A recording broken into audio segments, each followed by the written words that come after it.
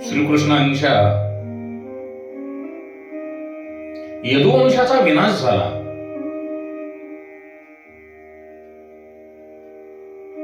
श्रीकृष्ण हे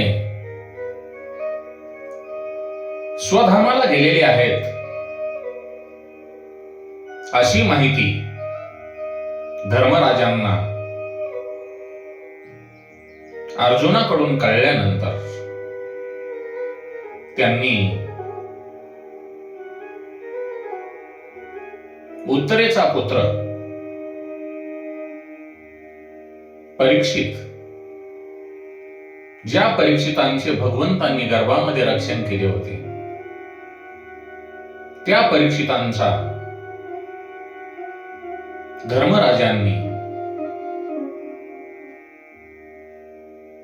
हस्तिनापुरांचा राजा म्हणून राज्याभिषेक केला आणि आपल्या सोबत आपले बंधू भीम, अर्जुन, नकुल आणि सहदेव आणि द्रौपदीसह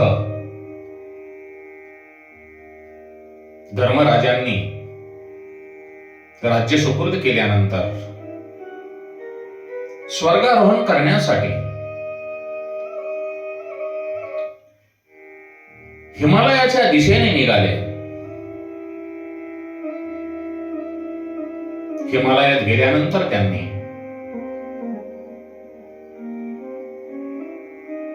केदारनाथ येथे भगवान शिवशंकर यांची पूजा केली आणि आपले पुढील मार्गक्रमण चालू केल्यानंतर याच मार्गक्रमणात द्रौपदीचे पतन झाले. ती पतिव्रता स्त्री होती. तिच्यानंतर सहदेवाचे पतन झाले. त्याला त्याच्या ज्ञानाबद्दल अभिमान होता. त्यानंतर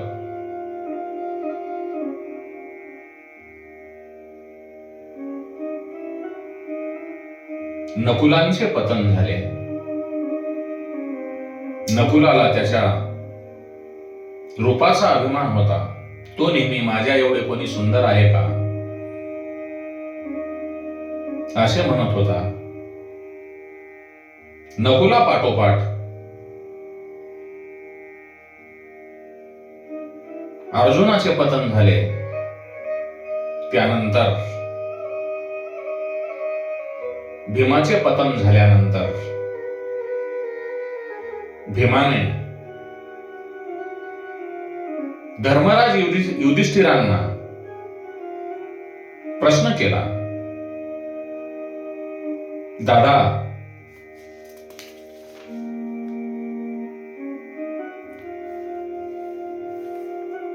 मी काही पाप केले नाही,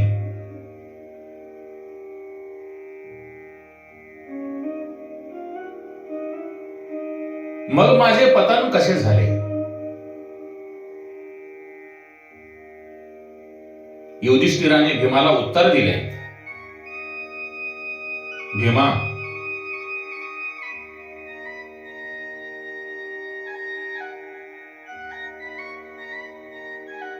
तू भोजन जास्त खात होतास, त्यामुळे तुझे पतन झालेले आहे.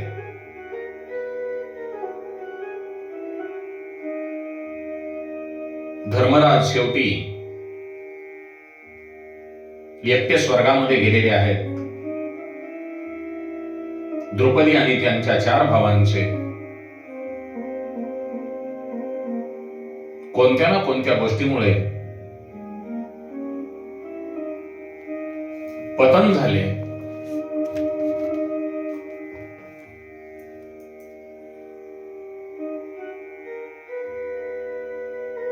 युधिष्ठिरांच्या सर्व भावांचे पतन झाल्यानंतर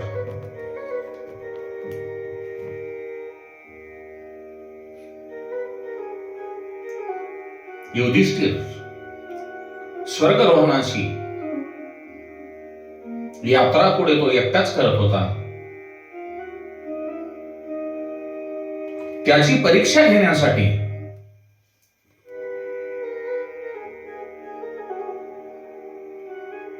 स्वतः परमेश्वर भगवंत श्वानाच्या भूमिकेमध्ये श्वान बनून युधिष्ठिराबरोबर चालू लागला. तेव्हा भगवंत दुसऱ्या रूपात युधिष्ठिरासमोर येऊन उभे राहिले आणि त्यांना म्हणतात, मी तुला स्वर्गात घेऊन जाण्यासाठी आलो आहे, पण तुझ्या मागे जो कुत्रा येत आहे, जो श्वान येत आहे, त्याला प्रवेश मिळणार नाही. तेव्हा युधिष्ठिर म्हणतो, त्या मुक्या प्राण्याला, रस्त्यामध्ये ज्या प्राण्याने, ज्या श्वानाने माझी साथ दिलेली आहे, आता मी त्याला रस्त्यात कोठे सोडू? याला एकनिष्ठपणा म्हणतात. तेव्हा युधिष्ठिर धर्मराज भगवंताला म्हणतो, त्या श्वानाला सोडून मी स्वर्गात येणार नाही.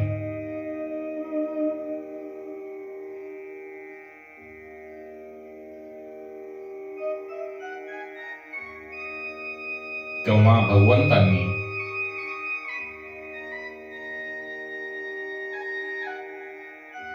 युधिष्ठिरांची परीक्षा घेऊन सदेह धर्मराजांना स्वर्गात घेऊन गेले. म्हणून बाबांनो, संताबरोबर 7 पावले चालले की संत त्याला आपलेसे करतात. त्याप्रमाणेच युधिष्ठिराने त्या कुत्र्याला आपलेसे केले व त्याच्याशिवाय तो स्वर्गात जाण्यास तयार झाला नाही. म्हणून तुकाराम महाराज म्हणतात, आम्ही जातो आमुच्या गावा, आमुचा राम राम घ्यावा. आम्ही जातो आमुच्या गावा, आमुचा राम राम घ्यावा. आजवर होतो तुमच्या गावी, तेने झाल्या गाठी भेटी. राम कृष्ण विठ्ठल बोला, तुका जातो वैकुंठाला. तुकाराम महाराज, आम्ही जातो आमच्या गावा, आमचा राम राम घ्यावा. आजवर होतो तुमच्या गावी, तेने झाल्या गाठी भेटी. रामकृष्ण विठ्ठल बोला, तुका जातो वैकुंठाला. तुकाराम महाराज सदेह स्वर्गात गेले. संत मीराबाई द्वारकाधीश चरणी, भगवान श्रीकृष्णांच्या चरणी विलीन झाली. तिला राणाने आडविले व सांगितले की ती परत आली तर देश सुधारेल. ब्राह्मणाकडून तिला बोलावणे पाठवले, परंतु मीराबाईने राणाला उत्तर दिले, मी द्वारकाधीशांना विचारेन, त्यांनी मला आज्ञा केली तर मी परत येईन. दुसऱ्या दिवशी मीराबाई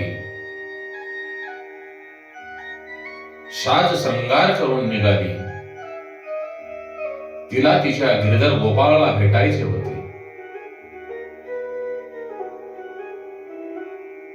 आणि कीर्तन करत, नाचत नाचत ती त्यांच्या चरणाशी आली श्रीकृष्ण परमात्म्यात विलीन होण्यासाठी ती अधीर झाली होती. तिला संसाराची विरक्ती आली होती.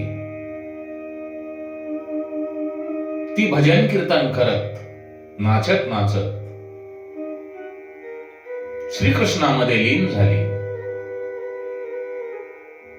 आत्मा आणि परमात्म्याचे मिलन झाले. म्हणून दिव्य जे पुरुष आहेत, संत महात्मे आहेत, ते शरीरासहित परमात्म्यास जाऊन मिळतात. मरण आणि प्रयाण, मरण आणि प्रयाण यात काय फरक आहे?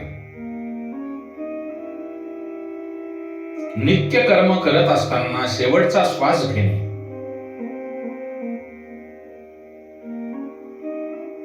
नित्य कर्म करत असतानाच प्राण सोडणे म्हणजे प्रयाण.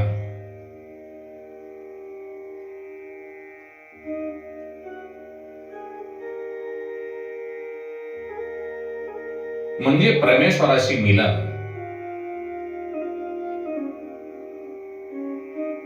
आपल्या जीवनावर आसक्ती ठेवून आता मला मरण येणार आहे, मरण येणार आहे असे दुःख करत करत प्राण सोडणे म्हणजे मरण.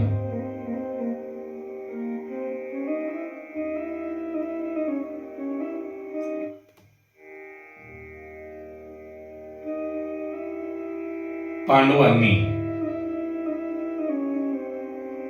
शेवटपर्यंत आपला जो धर्म आहे तो सोडला नाही. म्हणूनच ते प्रभुधामाला गेले. का जाणार नाहीत? त्यांचं पूर्ण उभं आयुष्य भगवान श्रीकृष्णांच्या, परमात्म्यांच्या सानिध्यामध्ये गेले. बाबांनो, आपल्याला ज्या धर्मामध्ये जन्म मिळाला आहे तो जन्म अतिशय श्रेष्ठ असून जो सनातन धर्म आहे, आपण भाग्यवान आहात. आपणाला या धर्मामध्ये, या सनातन धर्मामध्ये जन्म मिळालेला आहे. आपल्याकडे किती पैसा आहे,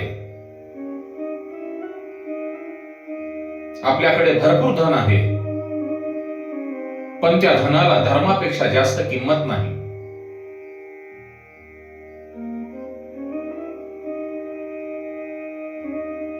जे लोक धर्मापेक्षा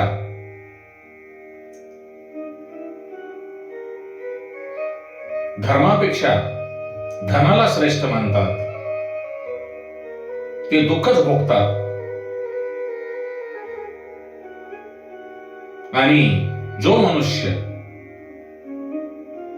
धनापेक्षा धर्माला श्रेष्ठ मानतो, धनापेक्षा धर्माला श्रेष्ठ मानतो आणि धर्माने वागतो,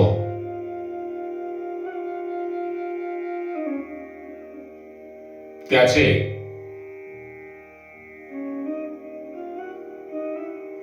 जीवनही पवित्र होते आणि अंतकाळ, तो म्हणजे मरण, तेही पवित्र होते. म्हणून आपल्याकडे मुबलक भरपूर प्रमाणामध्ये जरी भगवंताची कृपा होऊन धन आले तर ते आपण चांगल्या मार्गासाठी,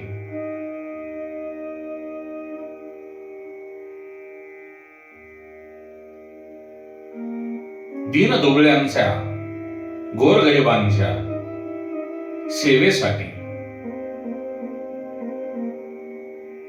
धर्मावर चालणाऱ्या साधू संत महात्म्याच्या काहीतरी उपयोगामध्ये पडेल अशासाठी खर्च करून जे कोणी सद्ग्रस्त साधू संत धर्माने वागत आहेत त्यांचा मार्ग सुकर करण्यासाठी जर त्या धनाचा उपयोग झाला तर त्या व्यक्तीचे जीवन पवित्र, मरण पवित्र.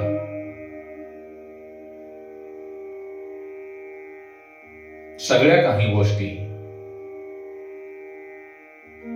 परमेश्वर कृपेमुळे साध्य होतील, कारण प्रभूच्या कृपेशिवाय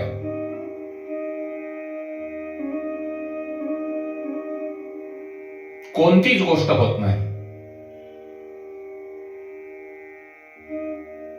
आपल्याला जी बुद्धी मिळते,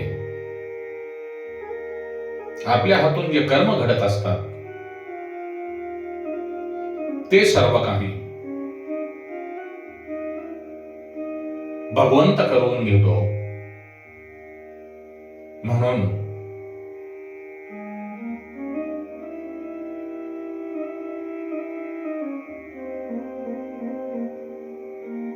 आपण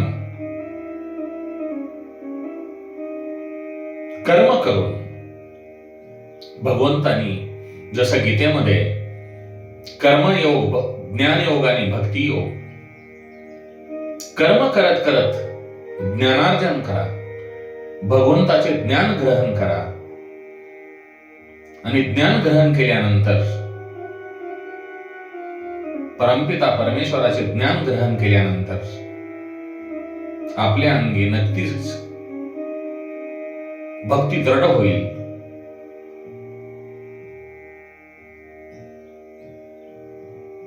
ज्ञान जर अगर आपल्याकडे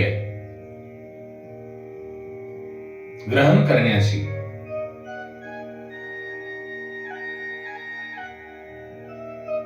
ताकद नसेल तर नाम संकीर्तन करा. नाम संकीर्तनाने सुद्धा भक्ती दृढ होईल.